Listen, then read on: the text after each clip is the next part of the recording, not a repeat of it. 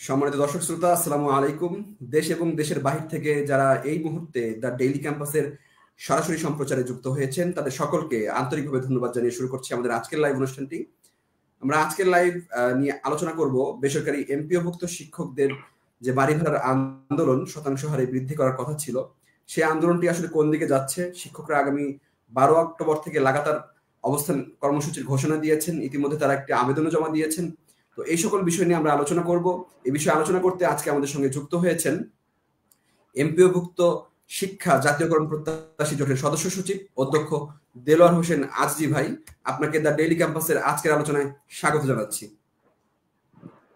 জি, ধন্যবাদ শিহাব ভাই, আপনাকে আজকের এই লাইভ প্রোগ্রামে আমাকে সংযুক্ত করার জন্য, এবং দর্শক এবং শ্রোতা যারা এই প্রোগ্রামটা এখন দেখছেন এবং পরবর্তীতে দেখবেন সকলকে স্বাগত জানাচ্ছি আজকের এই প্রোগ্রামে। ধন্যবাদ। ধন্যবাদ আজিজি ভাই, খুব স্বল্প সময়ের ব্যবধানে আমাদের সঙ্গে যুক্ত হয়েছেন, এজন্য আপনাকেও আন্তরিকভাবে ধন্যবাদ। দর্শক, দেশের বেসরকারি এমপিওভুক্ত শিক্ষকরা বর্তমানে যে বেতন পান তা প্রয়োজনের তুলনায় অনেক কম। অপ্রতুল বেতনের কারণে তাদের জীবনযাপন কঠিন হয়ে পড়ছে। সীমিত বেতনের একটি বড় অংশই তারা বাড়ি ভাড়ার পেছনে ব্যয় করছেন। ফলে দৈনন্দিন যে তাদের প্রয়োজন সেটি মেটানো তাদের জন্য অত্যন্ত কষ্টসাধ্য হয়ে পড়েছে। এ অবস্থায় বাড়ি ভাড়া শতাংশ হারে বৃদ্ধির দাবি জানিয়ে আসছেন শিক্ষক কর্মচারীরা। দীর্ঘদিন ধরে তারা আন্দোলন করেছেন। এর আগে আমরা দেখেছি 22 দিন প্রেস ক্লাবের সামনে তারা অবস্থান কর্মসূচি পালন করেছেন। সবশেষ গত 13 আগস্ট শিক্ষকদের ইতিহাসে, এমপিওভুক্ত শিক্ষকদের ইতিহাসে সবচেয়ে বড় যে কর্মসূচিটি হয়েছিল, সেই কর্মসূচি তারা জাতীয় প্রেস ক্লাবে পালন করেছিলেন এবং সেই কর্মসূচিতে প্রায় লক্ষাধিক শিক্ষক অংশগ্রহণ করেছিল। শিক্ষকদের দাবির প্রেক্ষিতে শিক্ষা উপদেষ্টা অধ্যাপক সিআর আবরার তিনি কিন্তু যে 20% দাবি ছিল শিক্ষকদের বাড়ি ভাড়া বৃদ্ধি করার, সেটি কিন্তু মেনে নিয়েছিলেন। তবে শিক্ষা মন্ত্রণালয়ের সবশেষ যে তথ্য সেটি জানা যাচ্ছে যে শিক্ষা মন্ত্রণালয় 5, 10, 15 এবং 20% হারে বাড়ি ভাড়ার প্রস্তাব অর্থ মন্ত্রণালয়ে পাঠাবে। তো শিক্ষা মন্ত্রণালয়ের এই সিদ্ধান্তের ফলে শিক্ষক সমাজের মধ্যে একটি ক্ষোভ বিরাজ করছে। মূলত এজন্যই তারা আন্দোলন কর্মসূচিতে আবারও যাচ্ছেন। এছাড়া শিক্ষকদের যে 10 অক্টোবর পর্যন্ত যে আলটিমেটাম ছিল সেটিও শেষ হওয়ার পথে। সব মিলিয়ে আসলে শিক্ষকরা আবারও রাজপথে নামছেন বড় ধরনের কর্মসূচি নিয়ে। মূলত এই বিষয়ে আমরা আজকে আলোচনা করব। অধ্যক্ষ দেলোয়ার হোসেন আজিজি ভাই, আপনার কাছে প্রথমে যে বিষয়টি জানতে চাই, এই যে আপনাদেরকে শিক্ষা উপদেষ্টা আশ্বাস দিয়েছিলেন 20% বাড়ি ভাড়া করার, তো সেই আশ্বাস থেকে আসলে তারা কেন পিছু হচ্ছেন, কিংবা কেনই বা তারা 4টি ক্যাটাগরিতে বেতনের প্রস্তাব অর্থ মন্ত্রণালয়ে পাঠাচ্ছেন বলে আপনার মনে হয়? আজিজি ভাই। জি, ধন্যবাদ শিহাব ভাই। আমরা 13 আগস্টের আমাদের সমাবেশ থেকে এমপিওভুক্ত শিক্ষা জাতীয়করণ প্রত্যাশী জোটের 10 সদস্যের একটি প্রতিনিধি দল আমাদেরকে মন্ত্রণালয়ে নিয়ে যাওয়া হয়। ওখানে মাননীয় শিক্ষা উপদেষ্টা মহোদয় এবং তৎকালীন যিনি সচিবের দায়িত্বে ছিলেন এবং মন্ত্রণালয়ের গুরুত্বপূর্ণ আপনার deputy secretary, joint secretary, additional secretary অনেকেই ওই প্রোগ্রামের মধ্যে ছিলেন। তো ওখানে আলোচনার যে সামারিটা হয় সেটি হচ্ছে, উপদেষ্টা মহোদয়, আমরা যখন বললাম যে আমাদেরকে পার্সেন্ট আকারে বাড়ি ভাড়া দিতে হবে, তিনি সকলের সামনে ওই মিটিংয়ে পার্সেন্ট আকারে বাড়ি ভাড়া দেওয়ার বিষয়টি তিনি মেনে নিয়েছেন। দুঃখিত। তিনি সবার সামনে বলেছেন যে আমি পার্সেন্ট আকারে বাড়ি ভাড়া বিষয়টা আমি মেনে নিলাম। পরবর্তীতে তিনি আমাদেরকে বললেন যে আপনারা কত পার্সেন্ট, মানে আপনাদের প্রত্যাশা কি? আমি তখন বললাম যে আমরা চাইলে এখানে আমরা অনেক কিছু চাইতে পারবো, কিন্তু একজন বিবেকবান শিক্ষক হিসাবে আমরা এমন কিছু সরকারের কাছে চাই না বা চাবো না যেটা আসলে এই সরকারের পক্ষে সম্ভব না। এই জন্য আমরা আমাদের প্রত্যাশার জায়গাটি আমরা ওনার কাছে পরিষ্কার করি। আমরা বলছি যে আপনারা যেহেতু ইতিমধ্যে বলেছেন যে আমাদের মেডিকেল ভাতাটি 500 থেকে 1000 করে আপনারা একটা ডিউ লেটার দিয়েছেন, তো আর 500 টাকা যদি বাড়িয়ে দেওয়া হয় তাহলে মেডিকেলের ভাড়ার সাথে এই ক্ষেত্রে যে বৈষম্যটা সরকারিদের সাথে, এই বৈষম্যটা একেবারে শেষ হয়ে যায়। সুতরাং আপনারা চাইলে মেডিকেল ভাতাটা 1000 পাঠাইছেন ডিউ লেটার, আর 500 দিয়ে দিলে এটা একেবারে আমাদের শেষ হয়ে যায়, এটা নিয়ে আমাদের আর কোনো আন্দোলনে কখনো যেতে হবে না। আর বাড়ি বাড়ার ব্যাপারে আমাদের প্রত্যাশা হচ্ছে, আমাদের সরকারের সামর্থ্য বিবেচনায় আমরা একটাই দাবি আমাদের, সেটি হচ্ছে আমাদেরকে 20% বাড়ি ভাড়া দিবেন। এই কথা বলার সাথে সাথে আমাদের শিক্ষা উপদেষ্টা মহোদয় আমাদেরকে বললেন, তাহলে ঠিক আছে, আপনারা একটা কাজ করেন, আপনারা আপনাদের শিক্ষক কর্মচারীদের 20% বাড়ি ভাড়ায় কত টাকা লাগবে আমাকে একটা হিসাব দেন, আমরাও অধিদপ্তরগুলোতে একটা হিসাব রেডি করব, 2টা সামারি করে আমরা শিক্ষা মন্ত্রণালয়কে আমরা হিসাব পাঠাবো। তো আমরা, আপনারা সবাই জানেন, পরবর্তীতে আমরা আসার পরে 3-4 দিন পরেই আমরা একটা হিসাব তৈরি করে স্কুল কলেজের শিক্ষক কর্মচারীদের, মাদ্রাসার শিক্ষক কর্মচারীদের এবং কারিগরি শিক্ষক কর্মচারীদের আনুমানিক কত টাকা বাড়ি ভাড়া 20%-এ আসতে পারে মাসিক এবং বাৎসরিক, আমরা একটা হিসাব জমা দিয়েছি। জমা দেওয়ার পর মাধ্যমিক উচ্চ শিক্ষা বিভাগ থেকে খুব অল্প সময়ের মধ্যেই মাওসিকে তারা চিঠি দিয়েছেন। তবে চিঠি দেওয়ার ক্ষেত্রে তারা 3টি স্লটে ওখানে চেয়েছিলেন 20%, not less than 3000, 15%, not less than 2000, 10%, not less than 2000। এই 3টি স্লটে তারা চিঠি দিয়েছিলেন। অধিদপ্তর পরে তারা 4টি স্লটে আপনার হিসাব জমা দিয়েছে, 20%, 15%, 10% এবং 5%। মাদ্রাসা এবং কারিগরি শিক্ষকদের চিঠিটা দীর্ঘ সময় এটা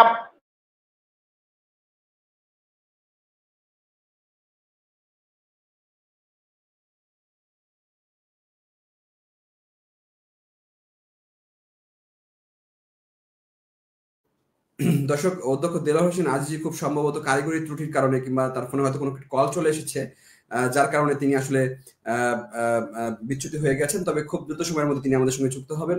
দর্শক, আসলে আমরা যেমনটি বলছিলাম যে আপনারা তো নিশ্চয়ই অবগত আছেন যে আমাদের দেশের যারা শিক্ষক রয়েছেন, বিশেষ করে বেসরকারি এমপিওভুক্ত শিক্ষক, তারা কিন্তু সহকারী যারা শিক্ষক রয়েছেন তারা 12,500 টাকা বেতন পান, এবং তাদের চেয়েও কম বেতন পান যারা জুনিয়র পর্যায়ের শিক্ষক রয়েছেন, তাদের বেতন কিন্তু মাত্র 9,000 কি 9,500 টাকা। তো আসলে এই টাকা দিয়ে বর্তমান সময়ে কিভাবে তারা জীবিকা নির্বাহ করেন, এটি আসলে বড় প্রশ্ন। এটি আসলে খুবই অত্যন্ত দুঃখজনক যে আমাদের দেশের শিক্ষকরা সবচেয়ে বেশি অবহেলিত, সবচেয়ে বেশি নিপীড়িত, সবচেয়ে বেশি নিষ্পেষিত। তাদের জন্য আসলে কোনো সরকারি এখন পর্যন্ত যথার্থ উদ্যোগ তারা নেননি। দর্শক, আমাদের সঙ্গে অধ্যক্ষ দেলোয়ার হোসেন আজিজি সাহেব মহোদয় যুক্ত হয়েছেন। অধ্যক্ষ দেলোয়ার হোসেন আজিজি, আপনি কি আমাকে শুনতে পাচ্ছেন? জি, হ্যাঁ শুনতে পাচ্ছি। আমি শিহাব ভাই, এরপর থেকে আমি কন্টিনিউ করি নাকি? জি জি জি, অবশ্যই। আচ্ছা, তো আমরা ফাইলটি আপনার ইয়ে করা ছিল, আপনার এটাকে খুঁজে পাওয়া যাচ্ছিল না। আমরা পরে গিয়ে খুঁজে বের করলাম। বের করার পরে ওনাদেরকে আমরা ওই দিন আমাদের মাদ্রাসা এবং কারিগরির সচিব এবং মাধ্যমিক এবং উচ্চশিক্ষা সচিব মহোদয়, আমাদের উপদেষ্টা মহোদয়, তার সাথে আমরা ওই দিন সাক্ষাৎ করেছি। আমরা পরবর্তীতে মন্ত্রণালয় থেকে আসার পরে একাধিকবার বিভিন্ন অফিসারদের সাথে কথা বলে অনেক কষ্ট করে আমরা মাদ্রাসা এবং কারিগরির চিঠিটা আমরা অধিদপ্তরগুলোতে পাঠাতে সক্ষম হই। এখানে মাদ্রাসা এবং কারিগরির যথেষ্ট অবহেলা ছিল আমাদের কাছে মনে হয়েছে, এবং তাদের যথেষ্ট এই ব্যাপারে তাদের আপনার গুরুত্ব অনেক কম ছিল তাদের, আমার কাছে মনে হয়েছে। মাদ্রাসা অধিদপ্তরকে তারা যেদিন চিঠি দিয়েছে, মাদ্রাসা অধিদপ্তরকে ধন্যবাদ দিতে হয় যে তারা আগে হিসাবটা রেডি করে রেখেছিল। পরে তারা ওই হিসাবটা আপনার যেদিন তারা মন্ত্রণালয় থেকে চিঠি পেয়েছে ওই দিন বিকালেই চিঠিটা তারা রেডি করে হিসাবটা তারা জমা দিয়েছে। কারিগরি অধিদপ্তর পরের দিন হিসাবটা জমা দিয়েছে। তো কারিগরি অধিদপ্তর এবং মাদ্রাসা শিক্ষা অধিদপ্তর তারা কিন্তু যথাসময়ে তাদের হিসাবটা জমা দিয়েছে, এই জন্য তাদেরকে আমরা ধন্যবাদ জানাতে চাই। তো আমরা দেখলাম যে প্রত্যেকটা অধিদপ্তর থেকে 4টা স্লটে আপনার হিসাব দেওয়া হলো। এদিক দিয়ে স্কুল এবং কলেজ তাদের ফাইল মাধ্যমিক এবং উচ্চ শিক্ষা বিভাগ থেকে উঠানো হলো, আর আমাদের মাদ্রাসা এবং কারিগরি হিসাব তখনও জমা হয় নাই। হিসাব জমা হওয়ার পর উপদেষ্টা মহোদয় নির্দেশ দিলেন যে সবগুলো একসাথে করে জমা দেওয়ার জন্য, ফাইল একসাথে ফরওয়ার্ড করার জন্য। পরে গত সোমবারে আমি কারিগরি মাদ্রাসা এবং এমপিও শাখার যিনি দায়িত্বে আছেন মাধ্যমিক এবং উচ্চ শিক্ষার সৈয়দ ZM মোর্শেদ আলী মহোদয়, ওনার সাথে কথা বলার পরে তিনি আমাকে বললেন যে আমরা ফাইল একসাথে করে উঠিয়েছি, ফাইলের কাজ চলছে। আমরা পরবর্তীতে আমরা জানতে পারলাম যে আমাদের আলহামদুলিল্লাহ ফাইলটায় শিক্ষা উপদেষ্টা মহোদয় আপনার তিনি বন্ধের অর্থাৎ লাস্ট ওয়ার্কিং ডেতে অর্থাৎ মঙ্গলবারে তিনি অনুমোদন দিয়েছেন। ওখানে 4টা স্লটেই আপনার হিসাবটা পাঠানো হয়েছে। আমি রাতে তখন ওনাকে ফোন দিলাম যে আমরা চেয়েছি 20%, আপনারা 4টি স্লটে কেন পাঠাচ্ছেন? তিনি বললেন যে আমরা পাঠাই, ওনারা যেভাবে দেয় এটা দিবে ওনারা, আমরা পাঠাচ্ছি 4টা স্লটে। আমি তাদেরকে তখন বললাম যে আপনারা আগেও একটা ডিউ লেটার দিয়েছেন, আপনারা ওখানে নির্ধারণ করে ডিউ লেটার দিয়েছেন যে বাড়ি ভাড়া 1000 কে 2000, মেডিকেল 500 কে 1000, কর্মচারীদের উৎসব ভাতা 50 কে 75 করে ডিউ লেটার দিয়েছেন নির্ধারিত করে। এখন আপনারা কেন এখানে 4টা স্লটে কেন আপনারা দিচ্ছেন? এখানে তো মন্ত্রণালয় সুযোগ নেবে। তখন তিনি আসলে ওই রকম কোনো সদুত্তর দিতে পারেন নাই। এই হিসাব দেখে সারা বাংলাদেশের শিক্ষকরা যখন আপনারা নিউজ করেছেন, আপনার ডেইলি ক্যাম্পাসে রিপোর্ট হয়েছে, আর অন্যান্য বিভিন্ন পোর্টালে নিউজ হয়েছে, নিউজ হওয়ার পর সারা দেশ থেকে শিক্ষকরা ক্ষুব্ধ প্রতিক্রিয়া জানানো শুরু করলেন যে এটা আমরা কোনোভাবে মেনে নিব না। তখন আমরা আমাদের জাতীয়করণ প্রত্যাশী জোটের জরুরি মিটিং বসলাম। মিটিং এ তখন সিদ্ধান্ত হলো যে আমরা 20% চেয়েছি সরকারের সামর্থ্য বিবেচনায়। আমরা চাইলে সরকারি নিয়মে চাইতে পারতাম, আমরা চাইলে আরো অন্যান্য দাবিগুলো চাইতে পারতাম, কিন্তু আমরা একটা দাবি করেছি এবং সামর্থ্যের মধ্যে যেটা সরকারের পক্ষে সম্ভব। এবং এই বিষয়টা উপদেষ্টা মহোদয় নিজেই অ্যাপ্রিসিয়েট করেছেন আমাদেরকে, যে আপনাদেরকে পরবর্তীতে 13 তারিখের মানে 13 আগস্ট না, পরে যখন তার সাথে আমরা সাক্ষাৎ করি তিনি বলেছেন যে আপনাদের 2টা বিষয় আমি অ্যাপ্রিসিয়েট করি। একটা হচ্ছে যে আমাদের সাথে মিটিং এর পরে আপনারা অত্যন্ত সুশৃঙ্খল ভাবে আপনাদের শিক্ষা প্রতিষ্ঠানে আপনারা চলে গেছেন, এটার জন্য আপনারা অ্যাপ্রিসিয়েট পাওয়ার যোগ্য। আরেকটি বিষয় হচ্ছে যে আপনারা অনেক কিছু চান নাই, একটা দাবি করেছেন, এই জন্য আপনারা অ্যাপ্রিসিয়েট পাওয়ার যোগ্য। তো যেই জিনিসটা উপদেষ্টা মহোদয় নিজে অ্যাপ্রিসিয়েট করেছেন যে আমরা তার কাছে যেটা সক্ষমতা রয়েছে সরকারের সেটা চেয়েছি, এখন কেন স্লট আকারে কেন অর্থ মন্ত্রণালয়ে দেওয়া হবে? এজন্য আমরা জরুরি মিটিং ডেকে আমরা সিদ্ধান্ত নিয়েছি যে আমরা এটা কোনোভাবে মেনে নেব না। আমাদেরকে 20% অবশ্যই দিতে হবে এবং এটা সামর্থ্য রয়েছে। এখানে অল্প টাকা, খুব বেশি টাকা না, 3500 কোটি টাকা মাত্র লাগে। এটা কোনো বিষয় না এত বড় বাজেটের জন্য। তা আমরা চাই অবশ্যই 20% দিতে হবে, এর কমে আমরা কোনোভাবে মেনে নিব না। এই জন্য আমরা সিদ্ধান্ত নিয়েছি যে আমরা আগামী 12 অক্টোবর থেকে পূর্ব ঘোষিত অর্থাৎ 13 আগস্ট আমরা যে ঘোষণা দিয়েছিলাম, এই ঘোষণার আলোকে আমরা 12 অক্টোবর থেকে জাতীয় প্রেস ক্লাবের সামনে লক্ষাধিক শিক্ষক নিয়ে আমরা লাগাতার অবস্থান কর্মসূচি শুরু করব এবং যতক্ষণ প্রজ্ঞাপন জারি না হবে ততক্ষণ পর্যন্ত আমাদের এই কর্মসূচি অব্যাহত থাকবে। আমরা এই সিদ্ধান্ত প্রাথমিকভাবে আমরা নিয়েছি।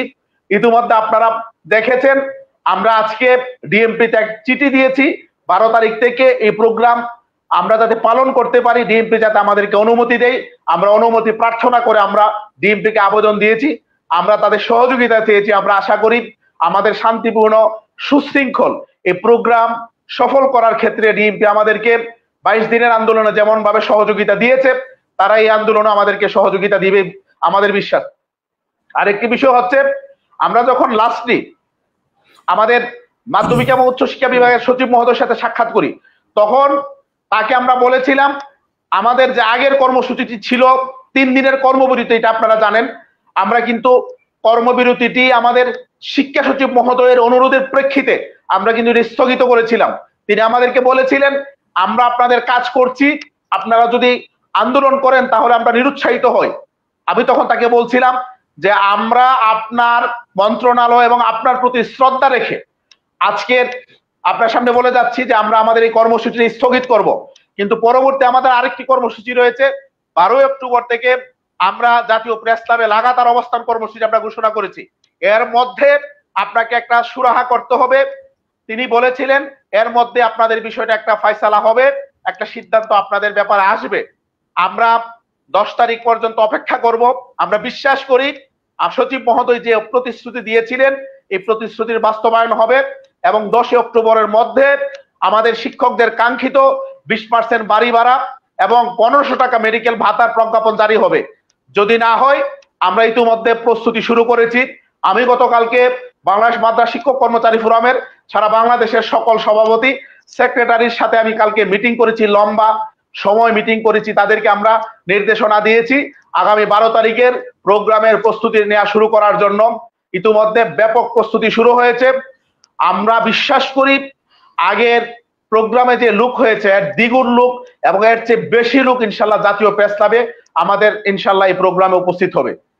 আমরা আমাদের এই প্রোগ্রামটি কন্টিনিউ করব। এই জন্য মূলত এই দুইটি কারণে মূলত আমরা আমাদের এই প্রোগ্রামটি কন্টিনিউ করার সিদ্ধান্ত নিয়েছি। ধন্যবাদ শিহাব ভাই। অধ্যক্ষ দেলোয়ার হোসেন আজিজি, আমি আপনার কাছে যেটি জানতে চাই এখন সেটি হচ্ছে, ধরুন যেহেতু এখন সরকারি বন্ধ চলছে, 5 তারিখ থেকে সরকারি অফিস আদালত খুলবে, সচিবালয়ে কার্যক্রম শুরু হবে, তো আপনাদের আন্দোলন তো সারা দেশব্যাপী এমনিতে আলোড়ন তৈরি করেছে, বিভিন্ন গণমাধ্যমে নিউজ হয়েছে, এবং সরকারও আপনাদের আন্দোলন বা আপনাদের উপর সজাগ দৃষ্টি রেখেছে। তো আবারও যদি শিক্ষা মন্ত্রণালয় থেকে কিংবা হচ্ছে শিক্ষা প্রশাসনের উচ্চ পর্যায় থেকে যদি আপনাদের কাছে আশ্বাস আসে যে আমরা আপনাদের দাবি মেনে নিচ্ছি, কিন্তু প্রজ্ঞাপন যদি জারি না হয়, শুধু আশ্বাস দেওয়া হয়, তাহলে আপনারা সেই আশ্বাস কি মেনে নিয়ে আপনাদের কর্মসূচিকে স্থগিত করবেন? না, আমরা ধন্যবাদ। আমরা আশ্বাসের প্রেক্ষিতে আর কোনো আন্দোলন কর্মসূচি আমরা স্থগিত করব না। এটা একটা ওয়ে থাকবে যদি তারা যদি আপনার অল্প সময়ের মধ্যে সরকার দেখেন একটা প্রজ্ঞাপন, এটা কিন্তু প্রসেসিং হয়ে গেছে অলরেডি। কারণ আপনার আমরা হিসাব দিয়েছি, অধিদপ্তরগুলো থেকে হিসাব আসছে, সবগুলো হিসাবকে রেডি করে ফাইল ফরওয়ার্ড হয়েছে, ফাইল আপনার উপদেষ্টার এখানে উঠেছে, ওখান থেকে আবার ফাইল নেমেছে, সব রেডি। রবিবারে আপনার অর্থ মন্ত্রণালয়ে যাবে। সুতরাং অর্থ মন্ত্রণালয় চাইলে আগামী 5 কর্মদিবসের মধ্যে কিন্তু তাদের সম্ভব মানে প্রজ্ঞাপন জারি করে, এটা কোনো বিষয় না। সরকার চাইলে, সরকারের সদিচ্ছা থাকলে একদিনের মধ্যে প্রজ্ঞাপন জারি করা সম্ভব। আমরা প্রজ্ঞাপন ছাড়া এখন আর কোনো প্রকার আশ্বাসে আমরা এখন আর বিভ্রান্ত হব না, কোনো প্রকার আশ্বাসে আমরা বিশ্বাস করি না। আমরা ইতিমধ্যে সিদ্ধান্ত নিয়েছি যে কোনো মূল্যে, যে কোনো ত্যাগের বিনিময়ে আমরা আমাদের এই কর্মসূচি আমরা এটা বাস্তবায়ন করবই। কোন রকমের হুমকি, ভয়, ভীতি, রক্তচক্ষু দেখিয়ে আমাদেরকে আমাদের এই যৌক্তিক দাবি থেকে কোনোভাবেই আমাদেরকে সরানো যাবে না। আমরা প্রজ্ঞাপন ছাড়া কোনো অবস্থাতে এখন কারো আশ্বাসে আমাদের এই কর্মসূচি আমরা স্থগিত করব না। অধ্যক্ষ দেলোয়ার হোসেন আজিজি, আমিও বিভিন্ন জায়গা থেকে শুনছিলাম যে আপনাদের কর্মসূচি যেন সফল না হয় বা আপনারা যেন কর্মসূচি পালন করতে না পারেন, সেজন্য নাকি বিভিন্ন জায়গা থেকে হুমকি দেওয়া হচ্ছে, বাধা দেওয়ার চিন্তা ভাবনা, যেমনটি আমরা 13 আগস্টের আগে দেখেছিলাম যে বরিশাল থেকে যারা আসছিলেন তাদেরকে কিন্তু বাধা দেওয়া হয়েছিল। তো এবারও আসলে সেরকম আশঙ্কা প্রকাশ করা হচ্ছে। আসলে কারা হচ্ছে বাধা দিতে চায়, বা এই চক্রটা কারা, যারা হচ্ছে শিক্ষক, যারা হচ্ছে সবচেয়ে বেশি ভুক্তভোগী, যারা দেশ গড়ার কারিগর, অথচ তারা বেতন পান হচ্ছে 9,500 টাকা, 12,500 টাকা, তাদের বেতন বৃদ্ধি পাক কিংবা হচ্ছে বাড়ি ভাড়া বৃদ্ধি পাক, এটি আসলে চায় না কারা, কোন চক্রটি? অধ্যক্ষ দেলোয়ার হোসেন আজিজি, সেই বিষয়ে কি আপনার কাছে কোনো তথ্য আছে?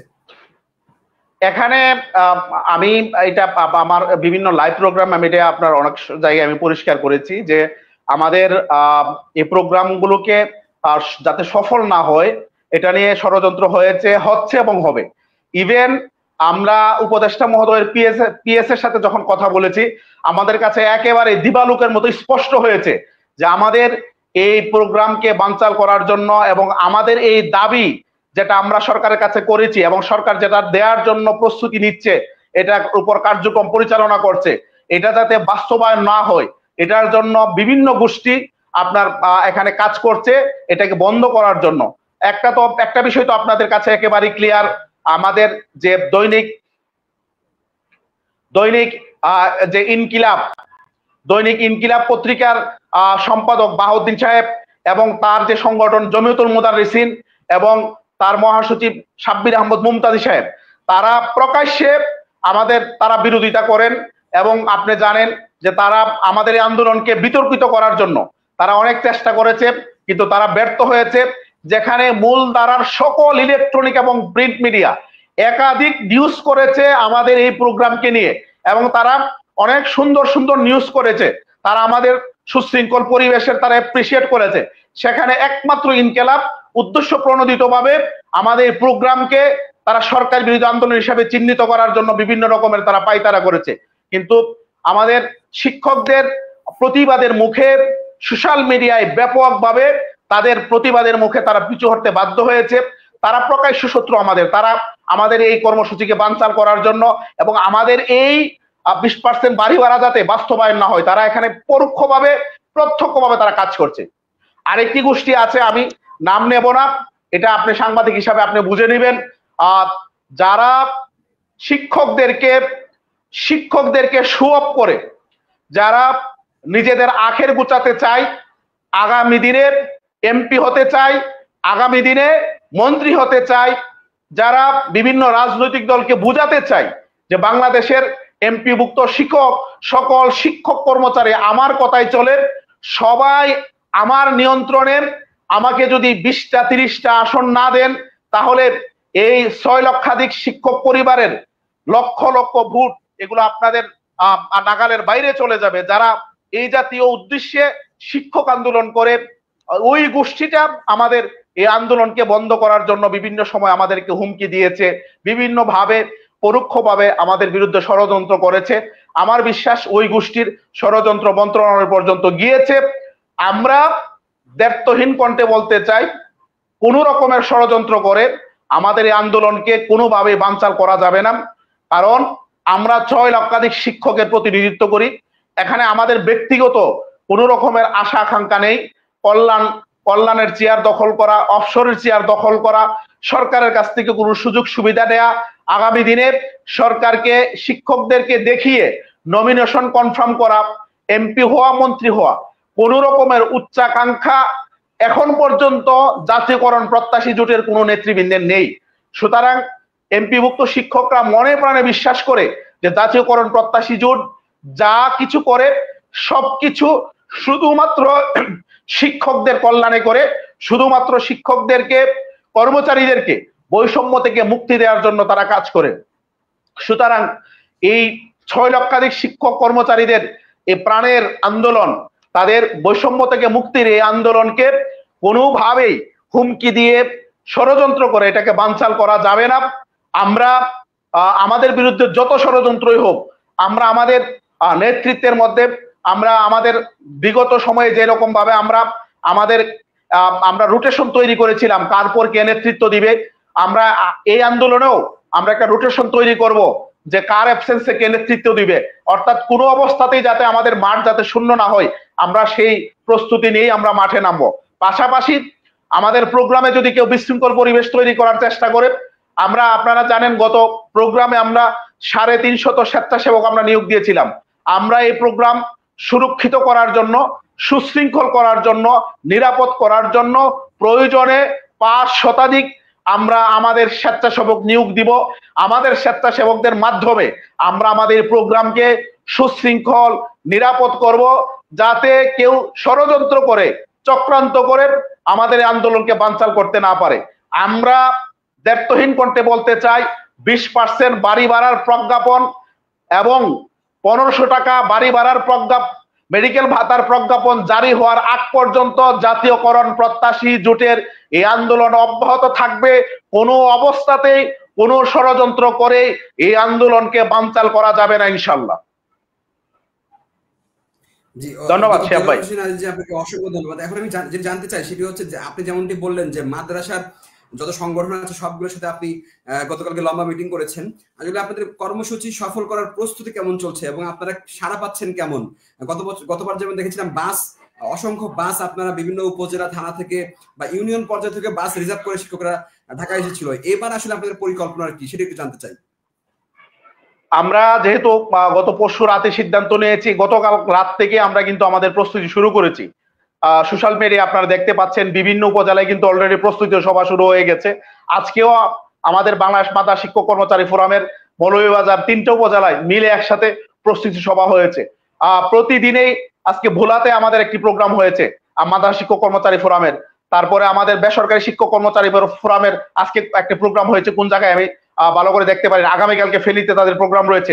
এইভাবে প্রত্যেক দিন, এর পরের দিন মনে হয় নেত্রকোনাতে প্রোগ্রাম রয়েছে। আমরা কিন্তু সারা দেশে কাজ শুরু করেছি। শিক্ষকদের ব্যাপক আগ্রহ এই আন্দোলনে অংশগ্রহণ করার জন্য। এটা মানে কল্পনাতীত যে শিক্ষকরা যেভাবে উদ্দীপ হয়ে আছে এই প্রেস ক্লাবের আন্দোলনে আসার জন্য, এটা আসলে ভাষায় প্রকাশ করা যাবে না। তবে আমরা এই আন্দোলনে বাস রিজার্ভ করে আসার ব্যাপারে আমরা নিরুৎসাহিত করছি। কারণ বাস আসতে গেলে এটাকে প্রতিবন্ধকতা তৈরি করা হয়। গত আপনার আন্দোলনে বিভিন্ন জায়গায় প্রশাসন, জেলা শ্রমিক আপনার বাস মালিক সমিতিকে ফোন করে বাস বন্ধ করে দিয়েছি বিভিন্ন জায়গায়। এই জন্য আমরা এই বছর যেহেতু আমাদের আন্দোলনটা লাগাতার হবে, শিক্ষকরা এসে চলে যাবে না, তারা নির্ধারিত কয়েকদিন থাকার জন্য প্রস্তুতি নিয়ে আসবে। এই জন্য বাস আনার ব্যাপারে আমরা নিরুৎসাহিত করছি। যদি কেউ বাস আনতে চায় তাদেরকে আমরা বলে দিয়েছি যাতে ওনারা শুধু ওয়ান ওয়ে বাস নিয়ে আসেন, আসার জন্য বাস এসে চলে যাবে। কালকে অনেকে বলছিলেন যে রমনা ট্রাফিককে আমরা একটা আবেদন দেওয়ার জন্য, আমরা বলছি যে না, বাস আসলে বাস আপনারা পাঠিয়ে দিবেন, যেহেতু আমরা এখানে 24 ঘন্টা স্টে করব। আমরা সিদ্ধান্ত ইতিমধ্যে নিয়েছি যে আমরা প্রেস ক্লাবে 24 ঘন্টা স্টে করব। আমরা শুরু হওয়ার পর থেকে প্রজ্ঞাপন জারি রাখ পর্যন্ত আমরা প্রেস ক্লাবেই থাকবো, এখানে আমাদের ঠিকানা হবে, যে কদিন থাকতে হয় আমরা এখানে থাকবো। এইভাবে প্রস্তুতি নিয়ে আমরা এখানে আসব। সুতরাং ওইভাবে প্রতি জেলা থেকে বাস রিজার্ভ করে আনার ব্যাপার আমরা নিরুৎসাহিত করছি। কেউ যদি আসতে চায় রিজার্ভ করে, শুধু আসার জন্য আমরা বলবো তাদেরকে যে আপনারা রিজার্ভ করে নিয়ে আসবেন, কিন্তু যাওয়ার জন্য আপনাদের বাস এখানে স্টে করার দরকার নেই। আমরা এখানে বাস ছেড়ে দিব, আমরা এখানে স্টে করব। ইনশাল্লাহ আমি বিশ্বাস করি 13 আগস্টের যে আপনার সমাগম হয়েছে এর চেয়ে অনেক অনেক বেশি শিক্ষক আমাদের জাতীয় প্রেস ক্লাবে ইনশাল্লাহ 12 অক্টোবর ইনশাল্লাহ উপস্থিত হবে, এটা আমার বিশ্বাস ইনশাল্লাহ। জি, অধ্যক্ষ দেলোয়ার হোসেন আজিজি, আপনাকে অসংখ্য ধন্যবাদ। গুরুত্বপূর্ণ চমৎকার আলোচনা করেছেন। অসংখ্য শিক্ষক যুক্ত আছেন। আসলে অনেক প্রশ্ন শিক্ষকদের মনে, বিশেষ করে শিক্ষকরা তো আসলে অসহায়, সবসময় হচ্ছে নিপীড়িত, তাদের নিয়ে আসলে কাজ করার মতো সেরকম ত্যাগী কোনো সংগঠন দেখিনি, শুধু আপনাদের সংগঠন ছাড়া। তো শিক্ষকরা আসলে যেটি বলছেন যে এই যে আপনাদের বর্তমান যে আন্দোলন চলছে, 20% বাড়ি ভাড়া এবং হচ্ছে 1500 টাকা চিকিৎসা ভাতা, এই আন্দোলন সফল হওয়ার পরে শিক্ষকদের যে অন্যান্য দাবি দাওয়া রয়েছে, সেই দাবি দাওয়াগুলো নিয়ে আপনারা কাজ করবেন কিনা, কাজ করলেও আসলে কত দ্রুত কাজ শুরু করবেন, সেই বিষয়ে শিক্ষকরা জানতে চেয়েছেন। বিশেষ করে বিএড নামক যে কালো আইন রয়েছে, সেই কালো আইন বদলি সহ আরো কিছু বিষয় নিয়ে শিক্ষকরা আপনার দৃষ্টি আকর্ষণ করেছেন। এই বিষয়গুলো নিয়ে আপনি কাজ করবেন কিনা আপনার কাছে জানতে চেয়েছেন অধ্যক্ষ দেলোয়ার হোসেন আজিজি।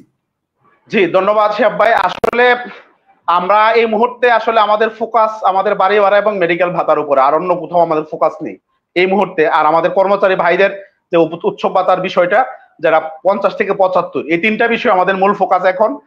এই মুহূর্তে আমরা আসলে অন্য কোনো বিষয়ে কথা বলতে চাই না। এরপরেও বিএড নিয়ে আমরা কাজ করছি, বিএড নিয়ে কাজ হচ্ছে, বদলি নিয়ে 2টা গ্রুপে কাজ করতেছে আমাদের। এই ব্যাপারে আসলে আমরা এখন বদলির ব্যাপারে আমি ইতিমধ্যে আপনাদেরকে বলেছি, আমি এই ব্যাপারে যেহেতু 2টা গ্রুপ হয়ে গেছে, আপনার এনটিআরসি সুপারিশ প্রাপ্ত, আরেকটা হচ্ছে আপনার ইন্ডেক্সধারী যারা আছে, এই জন্য আমরা ইতিমধ্যে সিদ্ধান্ত নিয়েছি জাতীয়করণ প্রত্যাশী জোট বদলির বিষয়ে আপনার সরাসরি এখন কোনো কথা বলবে না। বদলির বিষয়টি ওনারা যেহেতু 2টা গ্রুপ হয়ে গিয়েছে, 2টা গ্রুপে আমাদের, সুতরাং আমরা সবাইকে নিয়ে কাজ করতে চাই। ওনারা এখন ওনাদের মতো করে ওনারা ফাইট করে, যারা পারে যেভাবে ওনারা দাবিটা আদায় করে নিক। এই ব্যাপারে আমাদের জায়গা থেকে আমরা সাইলেন্ট থাকার সিদ্ধান্ত নিয়েছি। এবং আগামী আমাদের যে ব্যানার হবে, আপনি জানেন 13 আগস্টের ব্যানারে কিন্তু সর্বজনীন বদলির বিষয়টা ছিল। আমরা সিদ্ধান্ত নিয়েছি আগামী যে ব্যানার হবে ওই ব্যানারে আমরা বদলির বিষয়টাকে আমরা এড়িয়ে যাব, ওখানে আমরা সর্বজনীন বদলির বিষয়টাকে আমরা রাখছি না। আমরা চাই সবাই যাতে আমাদের সাথে, সবাইকে নিয়ে আমরা কাজ করতে চাই। সুপারিশপ্রাপ্ত, ইন্ডেক্সধারী সবাই আমাদের শিক্ষক, সবার বাড়ি ভাড়ার প্রয়োজন, সবার মেডিকেল ভাতার প্রয়োজন, আমরা সবাইকে নিয়ে কাজ করতে চাই। আমরা এই আন্দোলনটা যদি সফল আমরা করতে পারি, যদি ফেব্রুয়ারিতে নির্বাচন হয়ে যায়, আমরা এই সরকারের আমলে আসলে আর কোনো আন্দোলনে যাব না, এটা আমাদের মোটামুটি খসড়া সিদ্ধান্ত। যদিও আমরা আনুষ্ঠানিক আলোচনা করি নাই, যদি ফেব্রুয়ারিতে নির্বাচন হয় আমরা এই সরকারের আমলে আর বৃহৎ কোনো আন্দোলনে যাব না। হয়তো আমরা শিক্ষকদের যে দাবি দাওয়াগুলো আছে এগুলো নিয়ে আমরা মন্ত্রণালয়ে কাজ করব, অধিদপ্তরে কাজ করব, আমাদের জায়গা থেকে আমরা কাজ করব, এটা অব্যাহত রাখবো। কিন্তু বড় রকমের কোনো আন্দোলনে আমরা ফেব্রুয়ারিতে যদি নির্বাচন হয় আমরা যাব না। আর যদি ফেব্রুয়ারিতে নির্বাচন কোনো কারণে না হয়, এটা আমরা বলতে পারবো না, এটা আসলে জাতীয় বিষয় এবং আন্তর্জাতিক বিষয়। যদি সরকার কোনো কারণে যদি দীর্ঘায়িত হয়, তাহলে হয়তো আমরা এই দাবি দেওয়া আদায়ের পরে হয়তো যদি সরকার দীর্ঘায়িত হয়, অন্য দাবি নিয়ে হয়তো আমরা মাঠে নামতে পারি। কিন্তু ফেব্রুয়ারিতে নির্বাচন হলে আমরা এই সরকারের সময় আর কোনো রকমের আন্দোলনে যাব না, এটা প্রাথমিকভাবে আমরা এরকমের সিদ্ধান্ত নিয়ে রেখেছি, আমরা আর যাব না। কিন্তু শিক্ষকদের যে দাবি দাওয়াগুলো আছে, এটা কেন শিক্ষকরা প্রায় সময় আমাদেরকে ফোন করেন তাদের বৈষম্যগুলো নিয়ে। আমরা কিন্তু এই বাড়ি ভাড়ার বাইরেও কাজ করতেছি, যেমন আমাদের মাদ্রাসার আপনার সহকারী শিক্ষকদের জেনারেল যারা আছেন কয়েকটি সাবজেক্টের, তারা কিন্তু 8ম গ্রেড পাচ্ছে না। এটা নিয়ে আমরা মন্ত্রণালয়ে এই বাড়ি ভাড়ার ফাঁকেও আমরা কথা বলেছি আমাদের মাদ্রাসা কারিগরি সচিব মহোদয়ের সাথে। আমাদের যে এমপি নীতিমালাটা রয়েছে মাদ্রাসার, এটা অলরেডি অর্থ মন্ত্রণালয়ে জমা হয়েছে, ওইটা আপনার ওখান থেকে অনুমোদন হলেই কিন্তু তাদের এই বিষয়টা সমাধান হয়ে যাবে, আমরা যেটা শুনতে পেরেছি। এর বাইরে আপনার এই যে আপনার এনটিআরসির অধীনে আপনার নিয়োগ নেয়ার বিষয়টি নিয়েও আমরা কিন্তু কথা বলছি, এবং এটার কিন্তু একটা মোটামুটি একটা ফয়সালা হয়ে গেছে অলরেডি একটা অংশের। কর্মচারী নিয়োগ আপনারা দেখেছেন, এটা অলরেডি আপনার এটা কিন্তু আপনার ডিসির নেতৃত্বে দিয়ে দিয়েছে। শিক্ষক যারা প্রশাসনিক পোস্টের, বিশেষ করে প্রধান শিক্ষক, সহকারী প্রধান শিক্ষক, প্রিন্সিপাল, ভাইস প্রিন্সিপাল, এই নিয়োগগুলো শীঘ্রই আপনার চলে যাচ্ছে আপনার সরকারের অধীনে। তো আমরা কাজ করছি না এরকম না, বাড়ি ভাড়া এবং মেডিকেলটা এটা আমাদের মূল ফোকাস। এটার সাথে কিন্তু আমরা অন্য দাবি নিয়ে আমরাও কাজ করছি, মন্ত্রণালয়ে গেলে আমরা কথা বলছি। সুতরাং শিক্ষকদের আরো অন্যান্য যে দাবিগুলো আছে এগুলো নিয়ে আমরা কাজ করব, কিন্তু বড় রকমের কোন আন্দোলনে আমরা যাব না যদি ফেব্রুয়ারিতে আন্দোলন মানে নির্বাচনটা হয়ে যায়। আর যদি কোনো কারণে ফেব্রুয়ারি নির্বাচন না হয় তাহলে হয়তো আমরা নতুন করে হয়তো আমরা চিন্তা ভাবনা করবো যে আমরা অন্য কোনো দাবি নিয়ে আমরা আন্দোলনে যাবো কিনা। ধন্যবাদ। অধ্যক্ষ দেলোয়ার হোসেন আজিজি, আপনাকে অসংখ্য ধন্যবাদ। সেই সঙ্গে আমাদের সঙ্গে যারা শিক্ষকরা যুক্ত ছিলেন, যে সকল দর্শক শ্রোতা, তাদেরকে আন্তরিকভাবে ধন্যবাদ। আশা করছি যে আপনাদের যে আলটিমেটাম আগামী 10 অক্টোবরের মধ্যে প্রজ্ঞাপন জারি, সরকার এই যে অবহেলিত শিক্ষক সমাজের এই দাবিটি, প্রাণের দাবিটি মেনে নেবেন এবং আপনাদের 20% বাড়ি ভাড়া বৃদ্ধি এবং চিকিৎসা ভাতা 1500 টাকা করবে, এমনটি প্রত্যাশা রেখে আজকের লাইভটা এখানে শেষ করছি। অধ্যক্ষ দেলোয়ার হোসেন আজিজি, আপনাকে আবারও ধন্যবাদ জানাচ্ছি আমাদের সঙ্গে যুক্ত হওয়ার জন্য। শিক্ষা সংক্রান্ত সকল খবর সবার আগে জানতে অবশ্যই দ্য ডেইলি ক্যাম্পাসের সঙ্গে থাকবেন। আমরা আমাদের এই কর্মসূচি সফলতার জন্য আমরা যারা আপনাদের যে মিডিয়াগুলো আছে, মিডিয়া এবং মিডিয়া কর্মী, আমরা সকলের সহযোগিতা চাই। আপনাদের ডেইলি ক্যাম্পাস, অন্যান্য যে পত্রিকা আছে, আমরা সকলের সহযোগিতা চাই। আজকের এই প্রোগ্রামে আমাকে যুক্ত করার জন্য আপনাকে, ডেইলি ক্যাম্পাসকে ধন্যবাদ জানাচ্ছি। আমরা আইন শৃঙ্খলা রক্ষায় নিয়োজিত বাহিনী যারা আছে তাদের সহযোগিতা চাই, আমরা বিভিন্ন গোয়েন্দা সংস্থায় নিয়োজিত যারা আছেন তাদের সহযোগিতা চাই। আমরা সকলের সহযোগিতায় শান্তিপূর্ণ আন্দোলনের মাধ্যমে আমাদের যে ন্যায্য দাবি, যেটা প্রতিশ্রুতি দিয়েছেন আমাদের উপদেষ্টা মহোদয়, আমরা বাস্তবায়ন চাই। আমার দর্শক শ্রোতা যারা এই প্রোগ্রামটি দেখেছেন এবং দেখবেন, সকলকে ধন্যবাদ জানিয়ে আমিও আজকের এই প্রোগ্রাম থেকে বিদায় নিচ্ছি। আল্লাহ হাফেজ। আসসালামু আলাইকুম ওয়া রাহমাতুল্লাহ। ধন্যবাদ আপনাকে। জি, ধন্যবাদ শিহাব ভাই।